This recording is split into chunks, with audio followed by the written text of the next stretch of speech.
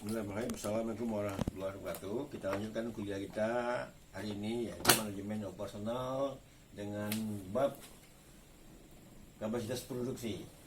Jadi kapasitas produksi itu ada beberapa metode. Yang pertama, metode pendekatan menggunakan break-even analysis. Yang kedua, pendekatan linear programming, antara lain terdiri dari grafik dan simplek.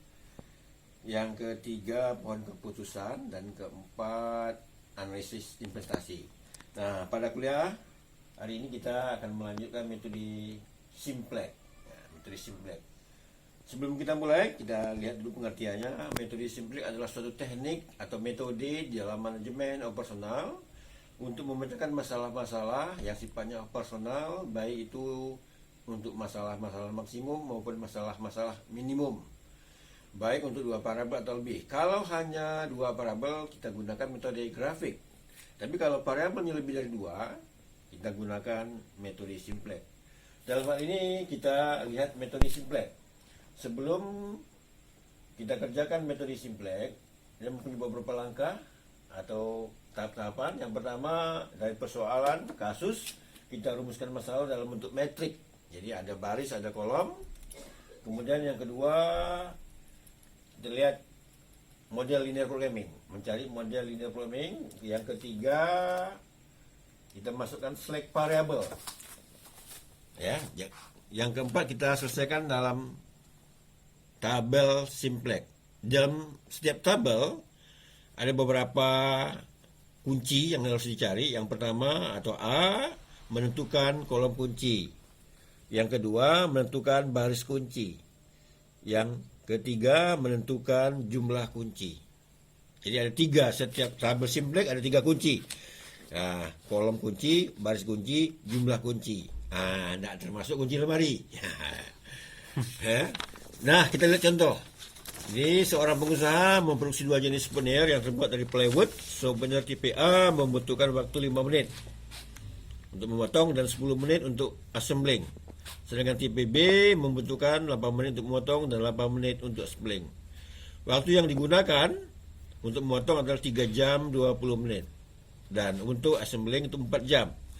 Keuntungan atau profit yang diharapkan untuk tipe A Rp50 per unit dan tipe B Rp60 per unit. Nah, yang menjadi masalah, menjadi pertanyaan, berapa banyak tipe A dan tipe B yang harus kita produksi sehingga diperoleh laba yang paling maksimum. Nah, dalam kasus ini tujuan kita hanya satu, mencari laba. Kalau laba tujuannya adalah maksimum. Nah, prosesnya yang pertama kita buat perumusan masalah dalam bentuk metrik, kita buat. Jadi di sini ya, di baris ada proses, kolom ada output. Jadi prosesnya ada dua tadi, jadi soal, memotong dan merakit asal assembling. Nah, produk ada dua, produk A dan produk B. Nah, ini pembatas. Ya, kita lihat, untuk membuat satu unit produk A, diperlukan waktu 5 menit untuk memotong, 10 menit untuk merakit. Dan untuk membuat satu unit tipe B, diperlukan 8 menit untuk memotong dan 8 menit untuk merakit. Nah, waktu yang tersedia untuk memotong itu 200 menit, sedangkan untuk merakit 240 menit. Keuntungan diharapkan untuk tipe A adalah Rp50 per unit, tipe B Rp60 per unit. Nah, ini tujuan kita maksimum. Kasus kita ini sekarang ini adalah kasus maksimum, mencari laba. Kalau laba itulah maksimum. Berapa banyak tipe A, tipe B harus kita produksi sehingga labanya diperoleh yang paling maksimum. Nah, inilah tabel, namanya tabel simplek merumuskan masalah. Yang ini tadi, langkah pertama ya, merumuskan masalah. Nah, langkah yang kedua kita buat model simplek. Nah, pakai model pertama ini posisi tujuan, ini V. Jadi kalau kita lihat dalam statistik, ini lambang V gitu. Nah, V berarti laba, ya, laba. Jadi laba sama dengan ini untuk tipe A, ya, atau kita ganti. A ini untuk X1, jadi A sama dengan X1, B sama dengan X2. Karena dalam matematik, dalam statistik, ya, sering dibuat kalau produk X1 atau X2 atau X dengan Y. Jadi kita ganti produk A itu X1 dan produk B X2. Jadi persamaannya 50 X1, 60 X2. Ini mesti tujuan maksimum. Kemudian kita lanjutkan subjek to constraint, pembatas. Jadi ini model ya. Yang kedua pembatas. Lihat dalam bentuk persamaan. Memotong adalah 5x1 sama 8x2. Karena tujuan kita maksimum, tandanya lebih kecil. Lebih kecil sama dengan persamaan. Lebih kecil sama dengan persamaan pertama, persamaan memotong itu 200 menit. Persamaan kedua 240 menit. Yang ketiga berlaku non-negatif constraint. Tidak ada variabel yang negatif. Maka X1, X2 lebih besar dari 0. Jadi kalau ada pertanyaan produksi, berapa banyak produksi manajer? Produksi. Tidak ada produksi itu yang negatif. Paling kecil 0. Maka ini namanya non-negatif constraint. Ya, X1, X2 lebih besar sama dengan 0. Ini syarat. Karena tujuan kita adalah memasukkan select variabel, karena ini adalah metode simplex. Jadi kita buat bersamaan laba seperti tadi 50 X1 60 X2 karena ada variabel select. Nah, kalau kita masuki variabel select, kita sekarang tujuan subject to constraint 50 X1 8 5x1 8x2. Jadi kita buat yang aslinya kan ini X1, ini X2, di sini 5, di sini 8, di sini 10, di sini 8. Nah, ini kita tambah select. Select berbentuk matriks identitas. Nah, X3, X4. Ini 1, 0, 0, 1. Jadi select itu dalam bentuk matriks identitas. 1, 0, 0, 1. Jadi X3-nya 1, X4-nya 0. Jadi berubah. 5, 8. Nih, 1, 0, 0, 1. Berubah tanda pertidaksamaan menjadi tanda sama. Dengan inilah fungsi select. Dalam bentuk matriks identitas. Merubah tanda lebih kecil menjadi tanda sama dengan. Setelah kita masuk ke select, maka berubah tandanya menjadi sama dengan. Sehingga kita mempunyai 4 variabel. X1, X2 dikatakan variabel asli. X3, X4 dikatakan variabel select, variabel buatan. Sehingga persamaan laba tadi 50 X1 tambah 60 X2 ditambahkannya 0 X3 dan 0 X4. Nah, X3, X4 mau kita ganti dengan X1, X2. Ini, jadi model ini, model linear, kita masuki ke tabel. Nah, tabel 1. Karena kita menggunakan simplex itu adalah dengan penyelesaian dengan menggunakan tabel. Tabelnya tabel simplex namanya. Jadi kita buat kolom pertama program, kemudian objective function, kolom kedua ini quantity. Ini variabel CJ per par variabel. Karena X kita ada 4, X1, X2, ada 3, X4.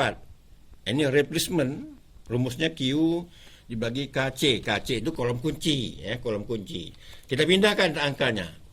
Jadi yang tadi kita pindahkan angka ini, ya. Kalau keuntungan 50, 60, 0, 0. Jadi nih, X1-nya 50, X2-nya 60, X3-nya 0, X4-nya 0. Yang program berisikan select. X3 dan X4 select. Yang X1, X2 kan yang asli. Kita buat X3, X4. Pada pertama, kolom objective function nilainya 0. Karena belum kita ganti. Ini kolom quantity. Quantity berisikan pada pembatas. Ini 200, 240. Nih. Sedangkan X1, X2, X3 mengikuti persamaan. Ini. 5X1, 8X2, ya, X3, 0X4. Ini. 5, 8, 1, 0. Bawahnya, kalau kita lihat, ya, 10, 8, 0, 1. 10, 8, 0, 1. Ya. Kemudian, kita buat lagi baris CJ. Ini CJ di atas, ini ZZ. Ini CJ dikurang ZJ. Nah, kita selesaikan tabel ini. ZJ 0, 0, 0, 0 datangnya dari mana? Nah, kita lihat persamaannya. ZJ adalah hasil kali antara objective function dengan variabel yang ada di atasnya. Kalau kita lihat kolom ke X1 nilainya 0. Berarti 0 kali 5 ditambah 0 kali 10. Berarti 0. Yang kedua, X2, 0 kali 8 tambah 0 kali 8 berarti 0. Pada tabel 1 jumlah objektif function 0, maka ZJ sementara 0. Pada tabel 1. CJ dikurang ZJ, CJ di atas, ZJ di bawah. Nah, jadi lihat, CJ X1 kolom, ya, CJ 50. Sedangkan ZJ 0, 50 kurang 0, 50. 60 kurang 0, 60. 0 dikurang 0, 0. 0 kurang 0, 0. Inilah tabel 1. Ya, belum tabel pindahan dari persoalan kita, kasus kita. Kita pindahkan menjadi tabel 1. Ya. Nah, program X3, X4 inilah yang mau kita ganti X1, X2. Pertanyaannya berapa banyak X1, X2? Nah, X3, X4 variabel select mau kita ganti dengan X1, X2 melalui proses perubahan tabel. Ini tabel 1. Nah, berarti pada tabel-tabel berikutnya, tabel 2, X3, X4 mau kita ganti X1, X2 mau kita ganti. Nah, untuk mengganti X3, X4 dengan X1, X2, setiap tabel tadi ada 3 kunci. Kolom kunci, baris kunci, jumlah kunci. Jadi, setiap tabel kita cari dulu kolom kunci, baris kunci, jumlah kunci. Nah, cara menentukan kolom kunci adalah baris CJ dikurang ZJ yang paling besar. Kita lihat 50, 60, 0, 0. Nah, inilah yang menjadi kolom. Nah, kolom kunci di X2 kolomnya, garisnya. Sedangkan menentukan baris kunci adalah nilai replacement yang paling kecil. Replacement adalah Q dibagi KC. KC itu kolom kunci. Q-nya 12. Untuk X3, ini 200 bagi 8, berarti 25. Untuk X4, 240 dibagi 8, berarti 30. Yang lebih kecil berarti 25. 25 berarti X3. X3 baris kunci. X2 kolom kunci.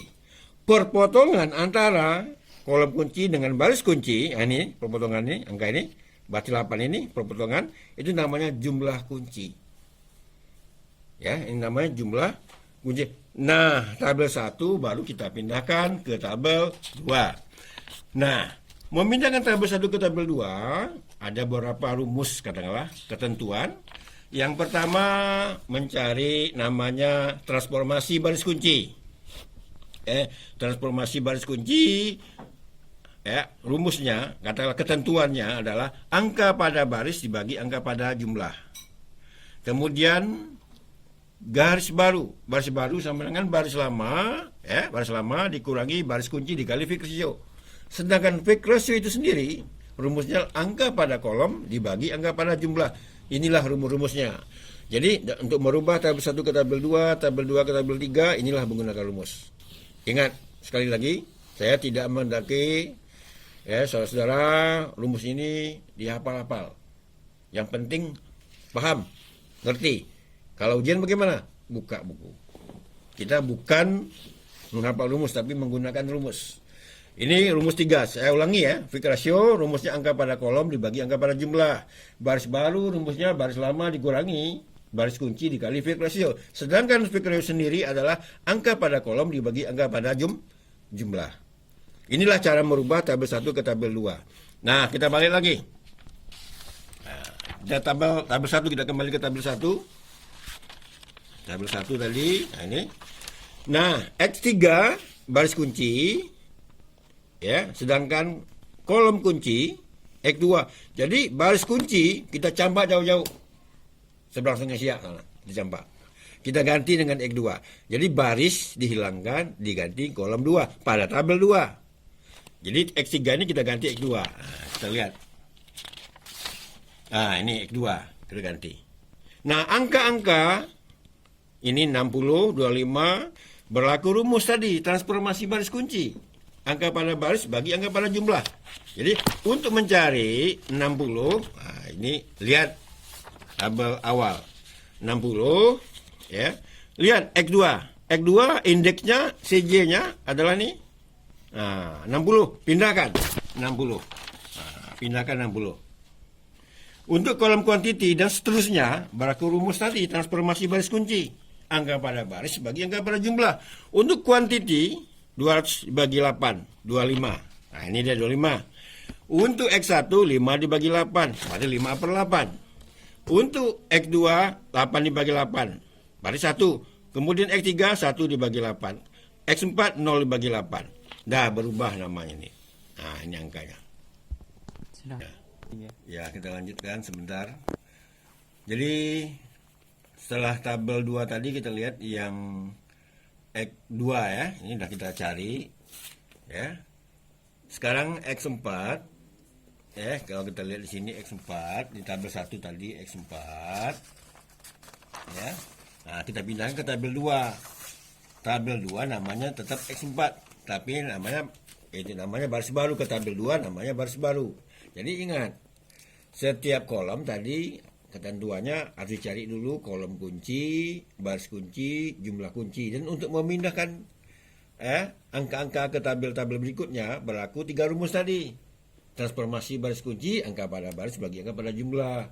Baris baru sama dengan baris lama dikurangi baris kunci dikali Fick ratio. Fick ratio itu sendiri rumusnya adalah angka pada kolom dibagi angka pada jumlah. Itulah tadi. Jadi sekarang kita lihat ya, tabel 2. Lihat tabel 2. Ini kita jelas menggunakan. Kita cari jadi baris kedua X4 pada tabel 2. Nah, ini kan tabel 1 X4 baris kedua. Ini angka-angkanya. Nah, kita pindahkan ke tabel 2 namanya baris baru. Nah, jadi sebelum baris baru kita cari dulu baris 4 ini Fick ratio. Tadi di Fick ratio. S4 Fick rasionya adalah angka pada kolom bagi angka pada jumlah. Jadi kolomnya X4, jumlahnya kolomnya 8. Jumlahnya sini 8. 8 bagi 8 sama dengan 1 inilah. Ya, 8 sama 8 1. Nah, itu Fick rasionya. Sedangkan kalau kita lihat mencari baris, jadi X4 pada tabel 2 ya, pada tabel 2 kan baris baru tuh pada X4. Coba lihat sini X4 kolomnya objective function. Nah, kolom objective function kalau kita lihat ya, kolom objective function X4. Nah, ini X4 ini kolom objective function ya, kita lihat nilainya ya, pakai rumus baris baru sama dengan baris lama dikurangi baris kunci dikali Fick ratio. Ini rumusnya tadi. Nah, ini rumusnya ya. Jadi kita lihat untuk apa, untuk baris X4 untuk kolom objective function baris 0 dikurang 0 dikali 1. Fick ratio-nya kan 1. Nah, 0 dikali 0, 0 dikurang 0 kali 1. Jadi untuk objective function ya, 0 dikurang 0 dikali 1. Berarti 0 kurang 0, 0. Nah, inilah 0 nilainya. Nah, untuk kolom Q, berarti baris lama 240 dikurang 200 kali 1. Nah, inilah dia. Dapat 40. Nah, untuk X1, 10 kurang 5 kali 1. Untuk X2, 8 kurang 8 kali 1. Seterusnya. Untuk X3, 0 kali 1 dikali 1. 0 kurang 1 kali 1. X4 1 dikurang 0 kali 1. Inilah dia dapat angkanya. Ya, kita pindahkan. Nah, kita pindahkan. X4 tadi kan 0. Kalau ya, kolom Q 40 pindahkan. Kolom X1 5 pindahkan. Kolom X2 inilah dia, pindahkan ke tabel 2. Nah, dapat ini dia. Tutup ini. Nah, dapat dia. Ini tutup. Nah, kita cari ZJ. Baris ZJ tadi adalah hasil kali antara nilai objek function dengan parabol yang di atasnya. Angka 37,5 dapatnya adalah 60 dikali 58 ya, ditambah 0 dikali 5. 60 kali 58, 60 dikali 5, 300 bagi 8, 37,5. Nya dia. Untuk kolom X2, 60 kali 1 tambah 0 dikali 0, berarti 60. Untuk kolom X3, 60 dikali 1/8. Dikurang 0 dikali min 1, berarti 7,5. Untuk kolom X4, 60 dikali 0 tambah 0 kali 1, berarti 0. Nah, kita tutup. Nah, ZJ sudah dapat. CJ di atas, kurangkan. CJ dikurang ZJ. 50 kurang 37,5 dapat 12,5. 60 dikurang 60, 0. 0 dikurang 7,5 min 0 kurang 0, 0. Nah, inilah tabel 2. Tabel 2 belum siap. Pertanyaannya berapa banyak X1, berapa banyak X2 produk. Baru X2. X1 belum kita cari. Nah, X1 berarti kita rubah lagi ke tabel 3. Jadi kalau dia 2 variabel, X1, X2 pasti tabelnya 3. Kalau 3 variabel, nah Pak, tabelnya harus 4. Jadi ini kita pindahkan nanti ke tabel 3. Nah, seperti tadi, setiap tabel kita cari kolom kunci, cari baris kunci, cari jumlah kunci. Kolom kunci tadi, angka yang paling besar, CJ kurang ZJ. Berarti ini, 12,5, 0, min 0,75, 0. Berarti yang paling besar, 12,7. Inilah kolom. Baris kunci kita cari untuk X2, baris kunci, ya. Nah, di sini rumusnya tadi adalah angka pada kuantiti, ya, rumusnya ini, kuantiti dibagi angka kolom kunci. Berarti ini, X2, 50 dibagi 5/8. Atau dibalikkan, 25 dikali, kalau 5/8 dikalikan dibalikkan, 8/5. Jadi 400 bagi 5 dapat 40, inilah 40. Untuk baris yang X4, ya, 40 dibagi 5 berarti 8. Inilah 8. Berarti kalau kita lihat yang X2 nilainya 8. X2 nilainya 40. X4 nilainya 8. Yang paling kecil 8. Nah, 8 itulah baris kunci. X1 kolom kunci. Pertemuan 5 ini yang dibulatkan itulah jumlah kunci. Berarti tabel 3 X4 kita ganti dengan X1. X2 tidak kita ganti lagi karena sudah diganti. Jadi pada tabel 3, nah X4 kita ganti kolomnya X1. Jadi X4 kita ganti X1 ini. Nanti ini kita tutup. Nah, ini ya. X1. Ya. X1 nilainya 50, buat sini 50. Yang kolom kuantitas, kolom X1, kolom X2, kolom X3, kolom X4 berlaku rumus tadi. Transformasi baris kunci, angka pada baris bagi angka pada jumlah. Nah, untuk kolom Q, dapatnya sini adalah 8, 40 dibagi 5, berarti 8. Kalau kolom X1, 5 dibagi 5, berarti 1. 0 dibagi 5, berarti 0. Min 1 dibagi 5, min 1/5. 1 dibagi 5, 1/5. Inilah dia. Nah, nilainya. Nah, X2 pada tabel 3, namanya baris baru. Ya, kita pindahkan nilai ini. Baris baru berlaku rumus tadi. Baris lama, baris kunci maksudnya, baris lama dikurangi baris kunci dikali quick ratio. Kita cari. Jadi kita ganti di sini X2-nya. Cari dulu quick ratio. Quick ratio pakai rumus tadi nih. Kolom kunci 58 dibagi 5. Sama dengan dapat 1/8. Nah, jadi untuk baris X2 semuanya quick ratio 1/8. Nah, nilai 60, ya. Jadi baris baru nih, ini 60, dapatnya ini mana dia 60. Nah, ini 60. Berarti pakai rumus tadi. Baris baru sama dengan baris lama dikurangi baris kunci kali quick ratio. Berarti 60 dikurang 0 dikali quick ratio 1/8, ini dia. Nah, berarti tinggal 60. 0 kali 8 kan 1/8 kan 0. 60 kurang 0, 0. Nilai 60. Untuk yang 25 kurang 40 dikali 1/8, ini dia. Nah, 25 dapatlah 20. Inilah dia 20. Untuk X1, nah ini ya, 5/8 dikurang 5 dikali 1/8. 1 dikurang 0 dikali 1/8. Nah, ini dia. Terus untuk X4, 0 kurang 1 dikali 1/8, ini dia. Nah, inilah ya. Untuk baris X1, ya, kolom OF 60, ini dia. Kolom OF 60. Untuk X1 kolom Q ya, Q 20, ini dia. X1-nya 0. X2-nya 1. X3-nya 2/8. X4-nya min 1/8. Nah, inilah dia. Nah, itu kita cari nilai CJ.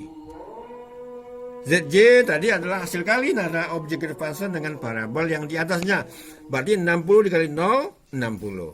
50 kali 1, 50. 0 ditambah 50, 50. Ini 50. Untuk X2, 60 kali 1 tambah 50 kali 0, berarti 60. Untuk X3, 60 kali 28 ditambah 50 kali 1/5, dapatnya adalah 5. Untuk X4, 60 dikali min 1/8 tambah 50 kali 1/5, dapat 2,5. Nanti dicek. Nah, kita kurangkan sekarang di bawah ini angka-angkanya. 50 kurang 50, 0. 60 kurang 60, 0. 0 kurang min 5, min 10 ya, min 5 dapat 5. 0 dikurang 25 dapat min 2,5. Nah, dah selesai. Pertanyaan kan berapa banyak X1, berapa banyak X2, berapa banyak produk A, berapa banyak produk B yang harus kita produksi sehingga laba. Udah dapat ini. Ini X1, ini X2. Lihat di kuantitas. Berapa banyak kan kuantitas. Jadi X1-nya 8. X2-nya 20. Masuki persamaannya.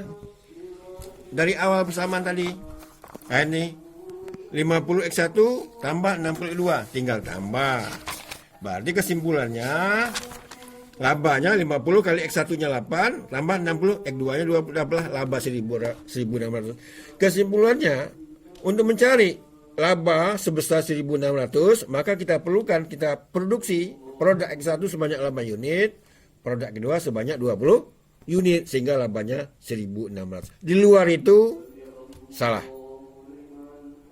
Kenapa saya katakan ini benar? Coba lihat. Pada tabel 1, nah ini sekedar ngeceknya, kalau saya bisa saya cek. Pada tabel 1, coba lihat.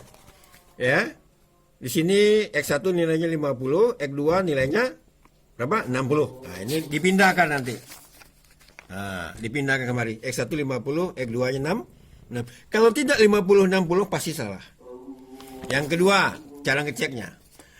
Yang matri identitas ya 1001. Nih. Begitu selesai, dia optimal, dia berubah. Nah, dipindahkan.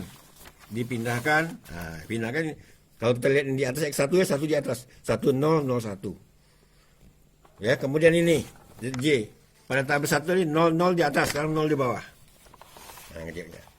Jadi kesimpulannya untuk memperoleh laba yang paling maksimal sebesar 1600, maka perusahaan harus banyak memproduksi produk X1 sebanyak 28 unit, ini X2 sebanyak 20 unit. Nah, diperoleh laba paling maksimal sebesar 1600. Di luar itu pasti salah. Nah, ini sebenarnya bisa kita cek pakai grafik. Nah, kalau grafik kan ringkas ini. Saya langsung aja lah ya. Ini grafik ya. Kalau grafik kan tak payah pakai tabel-tabel. Ini setelah saya cek dengan metode grafik, ternyata sama hasilnya. Bahwa X1-nya 8, X2 labanya 1600. Di sini titik B nih. Jadi di sini kalau dihubungkan. Nah, 820. Kalau metode grafik sederhana karena dia cuma 2 variabel. Kalau variabel 3 tak bisa lagi metode grafik, harus metode simplex. Ya. Jadi nanti kalau ada perlu penjelasan boleh ditanyakan. Ya, saya rasa ini kan salah satu metode mencari kapasitas pabrik. Jadi metode kapasitas pabrik itu banyak metodenya, 4. Ini kan baru 1. Jadi seolah naik ke sebenarnya kita lihat metode-metode yang lain. Terima kasih atas perhatian Anda. Semoga Allah memberikan rahmat kepada kita semua sehingga mudah dipahami. Wabillahi taufik wa hidayah. Wassalamualaikum.